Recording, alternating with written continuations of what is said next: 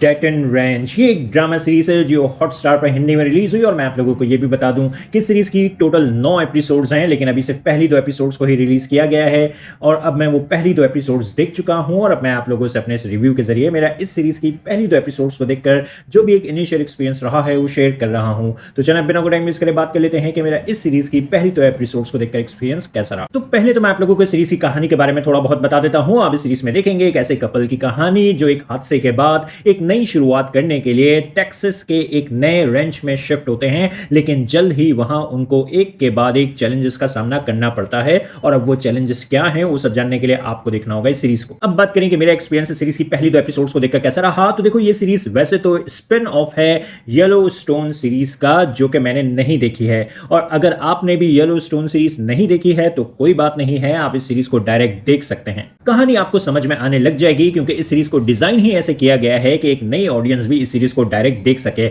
अब रहा सवाल कि मुझे सीरीज की पहली 2 एपिसोड्स कैसी लगी, तो देखो, ये कोई एक्शन ड्रामा नहीं है और ना ही ये कोई फास्ट पेस मिस्ट्री थ्रिलर है। ये बस एक ड्रामा है जिसमें आप इस सीरीज के मेन कैरेक्टर्स को अपनी जमीन और अपने जानवरों को लेकर अपने दुश्मन से लड़ता झगड़ता देखेंगे और इनके बीच का रिलेशनशिप ड्रामा या फैमिली ड्रामा आप इस सीरीज में देखेंगे। ये कोई ऐसी सीरीज नहीं है जो आपको अपनी पहली ही एपिसोड से आपकी अटेंशन को पूरी तरह से ग्रैब कर ले, ऐसा नहीं है। लेकिन जब आप इस सीरीज की दोनों एपिसोड्स को पूरा देख लेंगे तो आप कहानी और कैरेक्टर्स में डिसेंटली इन्वेस्ट हो जाएंगे और आप चाहेंगे इस सीरीज को आगे भी देखना, जो कि एक अच्छी बात है।